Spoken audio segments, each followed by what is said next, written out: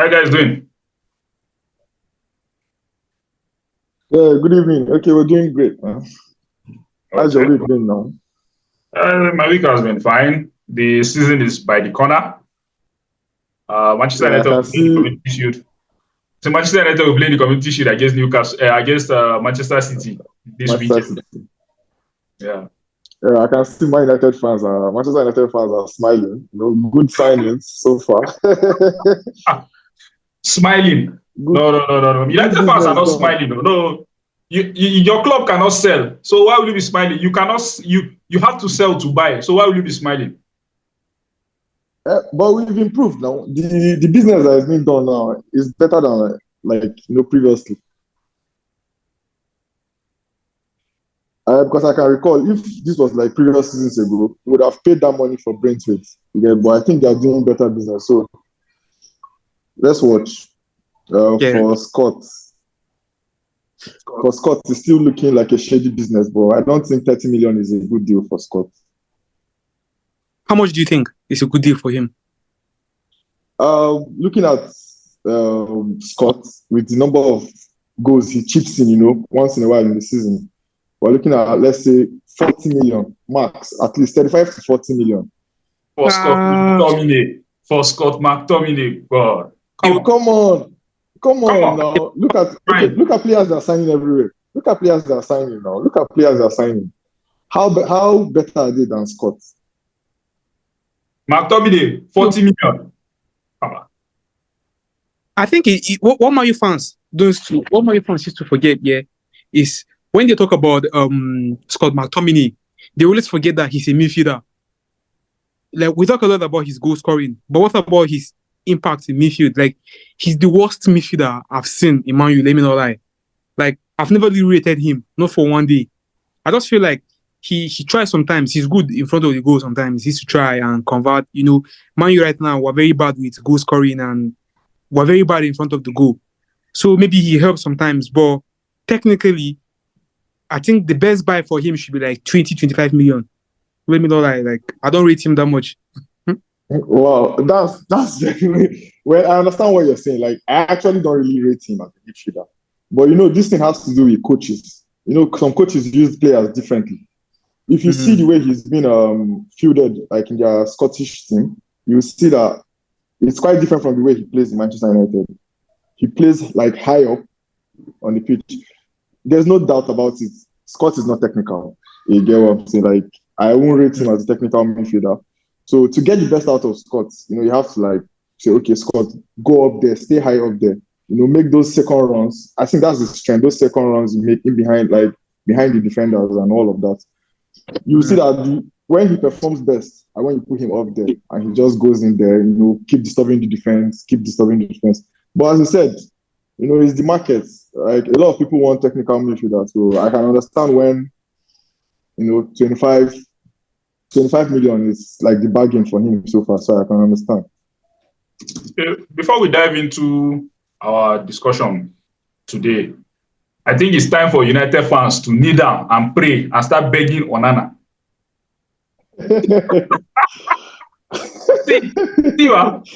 You guys should sit down and beg Onana. Because did you hear what Onana said yesterday? Did you see the comment yesterday? Yes, no. Okay, let me read it out. For those that didn't see it, let me read it out. He said, I will take a lot of risk. I will take a lot of risk. I can tell you, I can tell you in advance already. Be prepared because it's going to be this season. So last season, we didn't see anything. But this season, he's going to take a lot of risk. That means I won't be surprised if I see errors leading to goals. Onana number one. But Onana on the ball is quite confident. I think maybe that's the risk he's talking about, being more on the ball. Because Ten Hag wants to play from the back. Okay, something like an Ederson where you get to hold the ball, you play from the back, where to give you that illusion of three midfielders or two midfielders. Yeah, facts. And become the third one. So last season, realizing how bad our defense is, because there are certain places on the pitch that once you start making mistakes in those places, it's almost a goal. And we made a lot of those mistakes last year. So that's why I've actually been vouching for Ugarte to come, because you actually need a DM that knows how to play ball. Do you get? You need a DM that knows how to play ball, and defenders that are confident. It's just unfortunate that Lenioro like got injured, but like we just need people that will actually pair with him. Maybe the risks might not be as bad as, but that last season, imagine you're pairing him with Lindelof or Maguire, or the two of them, and then you have a Casemiro or a McTominay in your midfield. Trust me, you cannot play. I don't think you can play good football with that kind of setup. We all saw the preseason results. Yeah, with me, I'm not really a fan of preseason. I don't take preseasons very serious, because I remember when this guy came, Van Gaal. Man United won all their preseason games, all, and they lost their first game of the season. And I believe we struggled that season. So I'm not really a fan of preseason. I just feel that preseason is for fitness, getting your patterns of play right, and all those things like that. But how confident are you guys going into the season, like going into next season? Because Community Shield, Guardiola gambles with Community Shield a lot. So Manchester United might end up winning that Community Shield. He gambles with that thing a lot. But the main season, like that was next week Friday, Man United will be kicking off the season. So how confident are you guys going into the season? Because number one, injuries. But before we even talk about this, before we talk about your confidence going into the season, are you sure Manchester United is not cost? Are you sure are you sure that they get once upon a time said, I think this club is cost? Oba, are you sure that true they've not buried one hyena somewhere that's affecting Manchester United? Because maybe we should change our name. We should change our name from the Red Devils to maybe something like because when I saw that injury of Reniero and Højlund, I was not really surprised like that. It's just good that it's coming now. We cannot start working transfers, but we can still be expecting some of these things in the middle of the season. Like now, we want to buy a DM. Are we going to buy only one? What if one gets injured? Or we're planning on selling McTominay and probably maybe allowing Casemiro to go to Saudi. What now happens? Are we having extra plans for like another? Because when it comes to injury, I think you don't really think about squad depth, and it's really been haunting us for a while now. It's been haunting us. I think that's why the business we're doing now, it's been bad before, like very very bad. I think that's why they're like going after good players, not just to be starters, like to be squad players. Because for real, like you feel somebody like what's not this guy Van der Beek, or what's his name from Burnley is good enough to which play for Manchester from Burnley? Yeah, is he from Burnley or Sheffield? No, not from Burnley. But you know the guy that I'm talking about now, Van der Beek, right? Yeah. So do you feel that guy is good enough to even play for a club like Manchester United? No, those are not the kind of players I'm even looking at. I'm looking at players that players that we see them play for the badge. You get like all in, like they're ready to go out for war. Like these are the players that we need in Manchester United. Like, okay, if you look at the signings that we're looking at now, for now, the rumors have it like delete. I don't really know about Mazzuari. Like, I don't even know about that Mazzuari and Wan-Bissaka deal. Like, I'm not so certain yet. I've watched him play a few times. He's good attacking wise, but then again, how is he going to fit in Manchester United? But looking at the defense line, first and foremost, like we need players that are confident. Like, just look at the Leniero injury. We're just one injury away from going back to Lindelof and the same complaints over and over again. We're just an injury away from that. Then in the midfield, we're just a Fernandes injury away from going back to nothing. So like we need players that we can say, okay, if Fernandes is out, this person, like, even if he's not going to give us like 100% that kind of quality, at least you should be able to like make a difference. Something has to be there. Like, yeah, we have a player, we have a depth. Those kind of things. Like, it's been hurting us. Like you said, it's been really bad. Just after one injury, we're looking. Well, it hasn't clicked. I'm hopeful. Yes, he's looking fitter. I watched the preseason. He's looking fitter and fitter. I'm hopeful, but You know, is it going to work? Like, That it's more like 50-50. part of the reasons why I felt like it was hard for Mason Mount to be able to integrate last season was due to the fact that like wanted to play a double pivot. So you play one CDM and you play two pivot up. So Ten Hag started last season when we're in possession of the ball, usually used to be 3-1-6. So the 3-1-6, basically, one of the defenders will run up and join with them up front. Then we have three defenders. Then the DM drops, which is Casemiro, and he's not so good with putting the ball.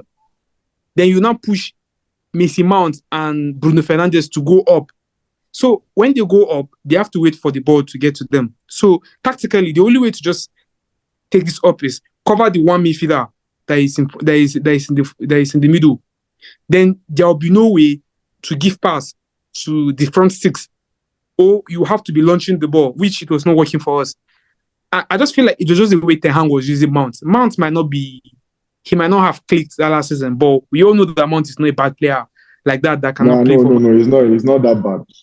So I feel like the key thing Man U should like to worry about this season should be our CDM. We need a right back. No, another right back. Which I think I'm okay with the fact that Wan-Bissaka is going and Mazraoui is coming. And we need at least another defender. Malaysia is back from last season. Someone that can go for a whole year. I cannot really rely on such a person. I feel like we should still give another. We need to bring another, even if it's on loan. Because some people surprised that last season why you bring. You blame Malaysia's injury. You blame it on the medical team. They messed him up. Well, part of the problems Man U is facing, like why do we have to be having issues that will be saying our medical team is responsible for this? Like what's actually the problem in the Man U medical team that they cannot sack all of them, or if they have to, can they sack all of them and bring new set of people?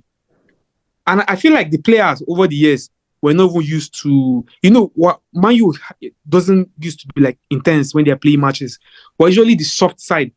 So when we meet the likes of Man City, Liverpool, the intensity those guys play with, then we'll now come back and realize that, our players are vegetables. Like, they don't have that energy. Someone like Luke Shaw now, I don't really rate Luke Shaw anymore because he's good, yeah, but like, we cannot rely on him. He cannot give us, since his double fracture in that Champions League some years back. PSG. Yeah, he has never been the player that he has always been because, okay, he's good technically. We've seen his improvement, but he cannot play all the games for you in a season. So you need to rely on someone. You have someone like Malaysia, then we're saying, okay, he usually goes for injury for this long. Then we still need to recoup, even if it's on loan. But most importantly, you see that position of, you see that left wing, that CDM, right back and left back. Man, you need to do something about it. Like, you cannot play proper football without a CDM. I don't think I know any team that play. But with the way you guys are sounding, you're not sounding confident. It's as if you guys are scared of going into this new season. Well, it's fair to be scared, because of what we saw last season. I don't should use preseason to judge because last season, we won a trophy last season now. Last season preseason. Man, you literally won the trophy. Was it the last season or the season before? No, I think it was 2 seasons ago. They had first preseason. It was 2 seasons ago.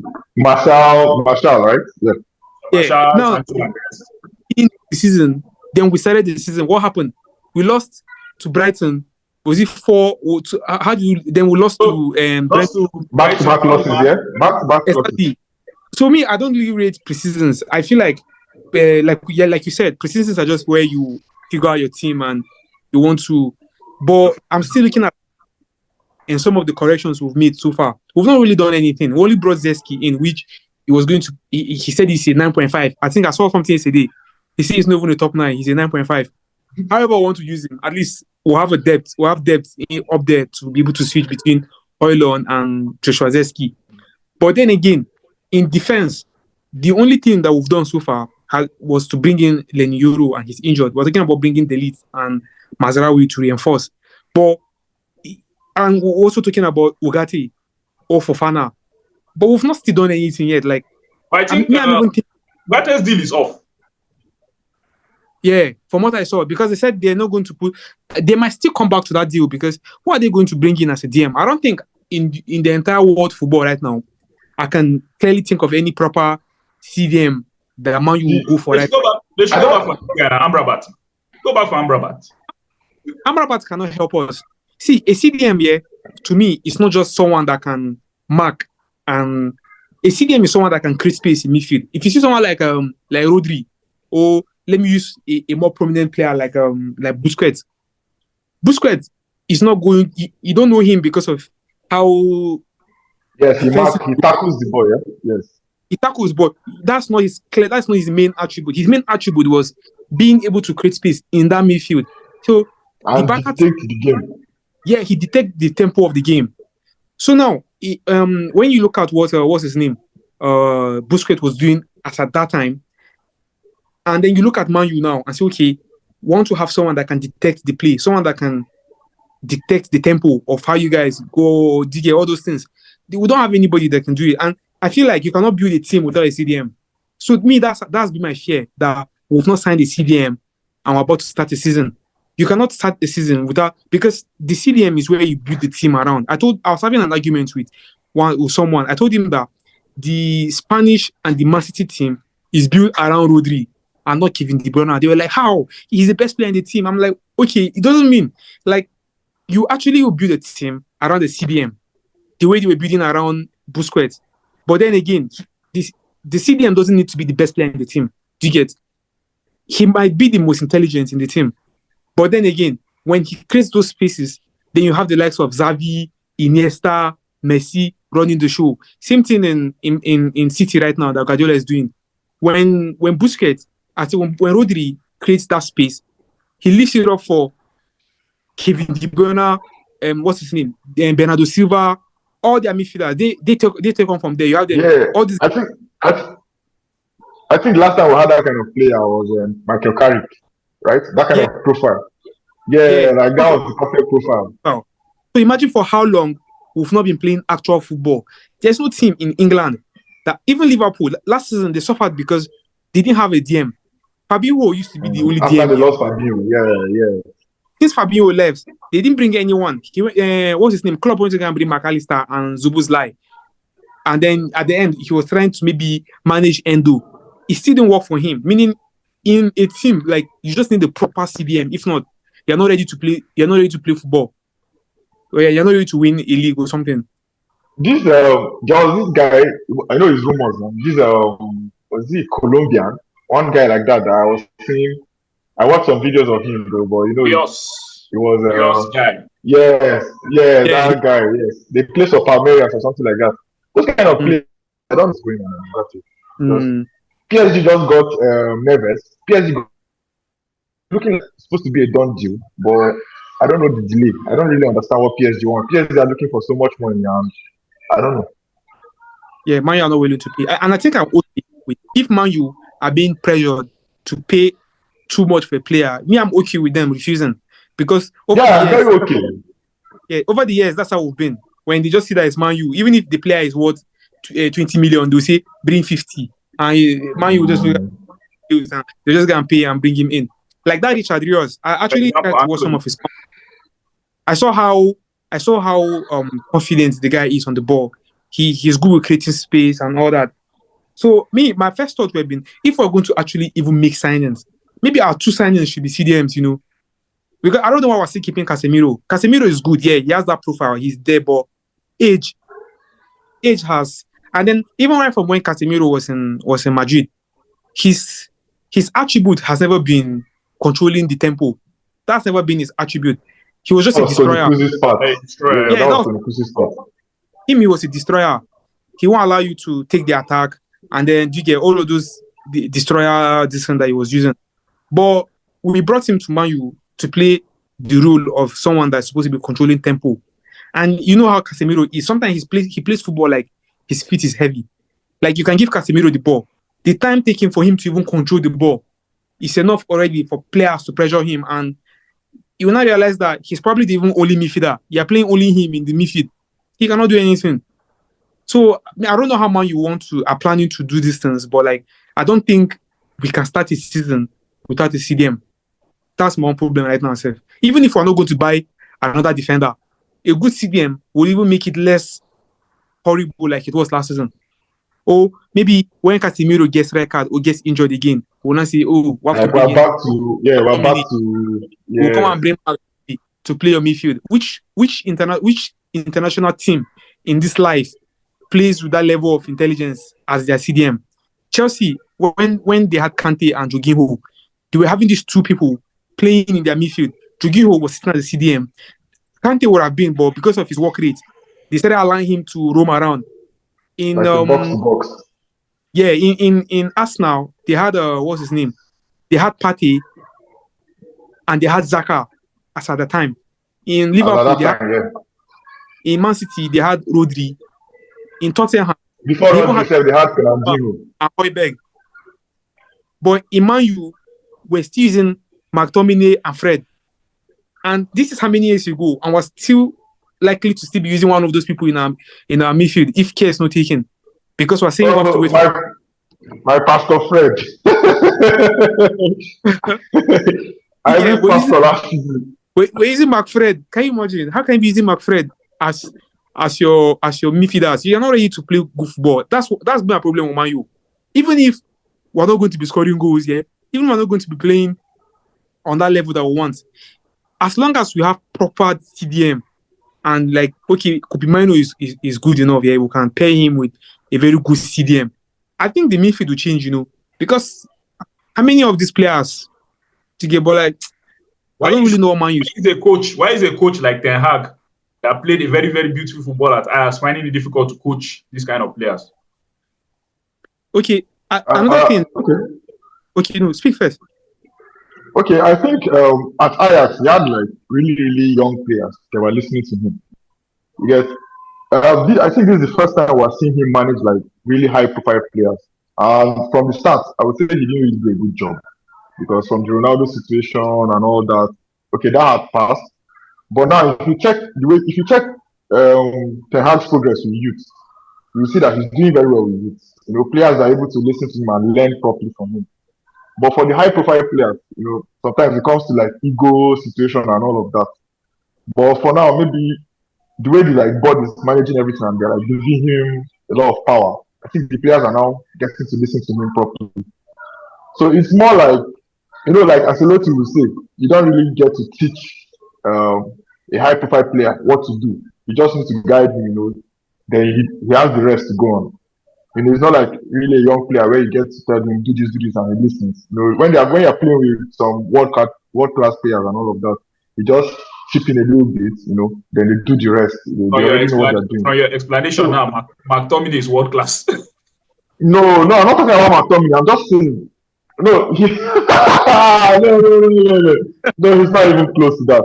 But we can say Casemiro is world class. McTominay doesn't listen to anybody. McTominay finds it difficult to even control a pass. The problem is not even about listening. McTominay is not even about listening. Even if he listens, he is not good. He is not technically good to deliver. He's not good. You get it. What I think the hand problem has been in Man U, yeah, for me, it's been that like Man U has been his problem. It's not really Ten Hag that has been the problem because in every team you go to, they have their philosophy of play. Okay, for example, now if you're in Barca, they believe in you have to play tiki. If you're in Arsenal too, they have their philosophy is a bit of tiki taka also, right from Arsene Wenger. Chelsea, their philosophy has been packing the balls. Chelsea have always been good with their defense. Yeah, they might not play anything, but they can defend the match for you. Liverpool, since Klopp came, their philosophy changed a bit. They became a aggressive. More aggressive. They became a very aggressive team. They come at you with a lot of aggression. If you look at City are more of the ball holding type. They keep the ball, they play with the ball how they want to do it. But if you look at Man U, our philosophy has always been counter-attack. Now, this counter-attack thrived a little bit under Ole. Alex. Yeah, under Ole when we're doing our counter-attack because we always have this thing that we're going back to Man U, the Man U philosophy of football. Attack, you launch the ball. But in football has evolved over the years, and the counter-attack has not really changed in Man U because a team like Madrid, in the Champions League, they don't rely on tactics. Yeah, they rely on the He's fact one of the best. He's one of the best counter-attacking football team in the world. they don't rely on tactics. They just rely on the fact that they are Madrid. So they are going to win that match. Do you get? So they can keep running that counter attack, but because of the quality they have, they might end up winning the matches.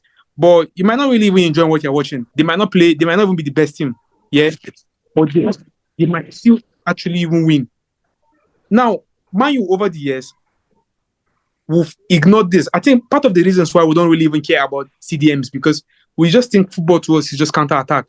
When you find a good person that can launch the ball, he launches the ball. Then you have someone like Rashford and whatever. We don't even have players that can bring down the ball anymore. Exactly. So now, if you see that philosophy needs to change. Ten Hag, when he was in what did you call it? When Ajax. They're playing a bit of close football. They don't play far from each other. That was the reason why players like them Van de Beek and them De Jong were thriving under him. They don't rely on individual brilliance. They were using a lot of tactics here, which is you create triangles and all of that. You pass the ball, you hold on to the ball, you do this with the ball, you move. Now, when he came to Man U, I feel like he was made to change his philosophy because even from the tactics he's using, you see that that's not the tactics he has been using. So it's like when you get a Man U job under the Glazers, part of the things they'll tell you is, when you come to Man U, you have to use as philosophy, which is counter-attack. Do you get? They'll give you a philosophy to use. So now, Ten Hag has always been saying something about, I'm going to bring in my ideas and make sure they work. It clearly explains that he's probably being told how to play. Yeah. He cannot come to Man U and come and be packing the balls like Chelsea. Man U will not. The Man U board might not be okay because Mourinho. I remember we're always complaining that our football is boring. That was part of the reason why Mourinho. It was not because of his achievements. On that Vanguard, we complained that it was rigid. All those stuff. We said they were passing too much. They will pass front, pass back. What Man U fans want to see is launch the ball. Exciting football. Yes, exciting football. Running on the pitch. And now it doesn't really work because teams are more tactical and they're more. Teams are more tactical now. So when they know that it's counter you're doing, they stay low. They do low blocks. So they stay. They are not far high up. Like you said, but when you talked about that Casemiro situation, this stuff, what you're saying now just brought me back to that Casemiro situation. If we have a DM that is more like press resistant, do you feel that counter-attacking can change? Like, it can change our game in this because when when the whole press is on him, you can be able to play out from the back and, with the players that we have a lot of pacey players up front. Players that can take on people up front and, 20 meters, that kind of stuff. So do you feel, I feel, for me, if you can get a press resistant midfielder, if you see the way Kobe holds the ball, that's mine. There's that calmness. Even when you press him, he's able to come out. And before you know, he has taken out 2-3 players. Boom. Fernandes is giving out a good pass and all of that. So I feel that it still boils back to that CDM. That CDM is like a big factor in the game. And the game they play now. Yeah. But why I don't think we can rely fully on counter-attack still is we need to have a tactics. And I noticed it from last season. That was the reason why Ten Hag was trying to be playing more players up.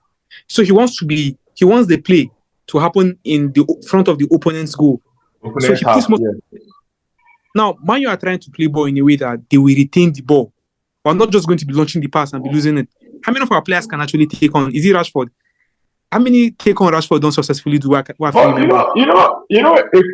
Rashford was. I won't say Rashford is not world class. I won't call him world class. But a confident Rashford, we could say he was able to I think last 2 seasons, his best season so far was last 2 seasons or so, where he had 30 plus goals and assists and all of that.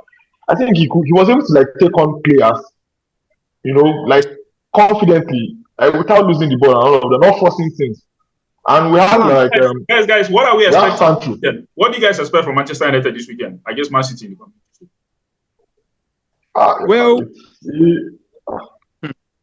I'm not expecting anything, to be honest. For me, I really want to watch the gameplay.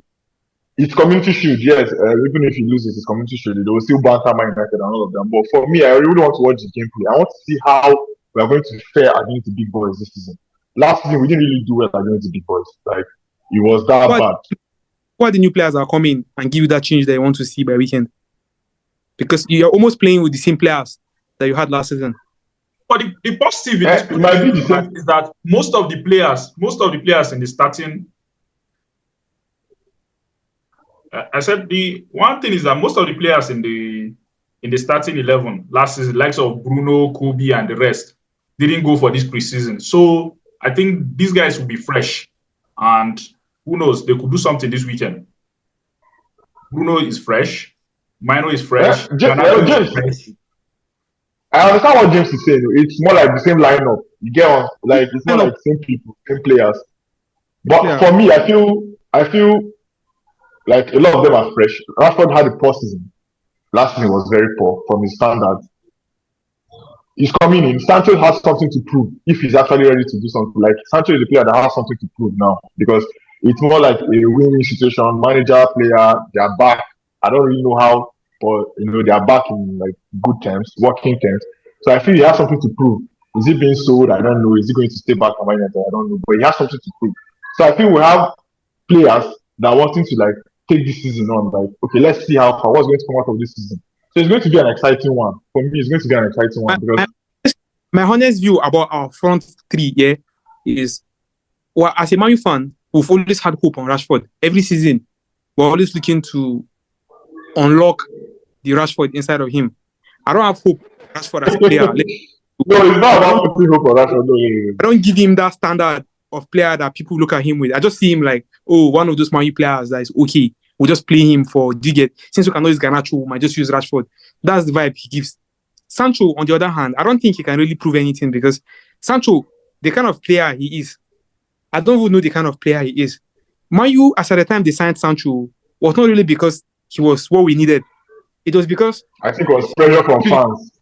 Yeah, he was English and fans liked him and they wanted to bring him in. Fans liked him and all of that. We wanted a right winger. We went to go and sign a left winger that can play in the right wing. That's how we signed Sancho. And ever since, Sancho to me has always been, I don't want to use the word a sluggish player, but he doesn't really make impact in big game. He doesn't fight for the badge. He doesn't fight for the badge. He's not an explosive winger. He doesn't make impact in a game.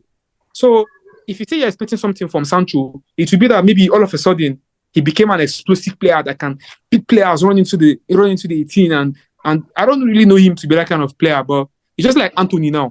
I'm not really expecting much from Anthony instead. I feel like some players here, tactical and structural changes might even improve them. Like now, Anthony. We're running out of time. Let's just give our final thoughts. What are we expecting? Where do you see Man U finishing? And do you see Man U winning their first game of the season? So just our final thoughts before we go. Final thoughts. What are you expecting? Honestly, I'm not expecting the Premier League trophy, but I'm expecting the top 4 finish this season. A strong top 4 finish this season because Chelsea has gotten a new coach. Second thought because Liverpool got in a new coach, Chelsea got in a new coach, so we can like battle something, they will still be looking for how to gel and all of that. So I feel it's there for us for the taking. If we don't take it, then it's our fault. It's there for us to take. So I'm hopeful. It's going to be a good season. All right. So James. Okay, for me, I think if we finally get a DM sometime within the season and maybe like make some of these important signings that we're expecting, we can actually compete for the league. Let me know that because I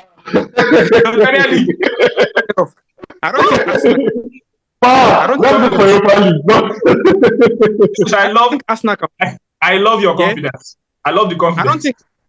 I don't think Arsenal will win the league or can win the league. Yeah, and I don't think City are in that place because City wants to go 5 pits. Their players fatigue and some of those things. I've not seen them making a lot of signings. They're still going to be relying on selling. Yes, and they are selling already. You get, and they've been selling, and I don't know the people we want to bring in that will come on. So I feel like regardless of what, Guardiola might face a lot of challenges this season. But then again, the problem is you just need Man U to be in that place. If you can have those few signings that we're looking for, yeah, we're going to compete with Man City now. Or Arsenal. What's Arsenal playing? They have Saka and Martinelli. What they cannot even compare to the front three of Man U. They don't even have a top 9 that can actually score goal. They're relying on Havertz. I don't Trossard. I think Trossard is the key in that attack. For me, I think Trossard is He's the best finisher in Arsenal. Yeah, he's the best finisher in Arsenal. But then again, if you look at the Arsenal team, I don't really see them as threats to the league because for people that have been trying twice in a row, their morale too will be a bit low, you know. And City, they've won 4 times in a row. I don't think winning the Premier League will be anything that will shock them. They'll be complacent about the whole situation. No, not on that Godina. City cannot be complacent on that Godina. But let's see how it goes. And you guys, let's see how it goes. Saturday, Community Shield. I'll see you guys after the Community Shield for our fan reactions. I want to win it out and banter some people. All right now. Thank you very much. Thank you very much for joining me, guys. All right, it was nice having you guys. All right, thank you. All right, bye. Take it. Bye.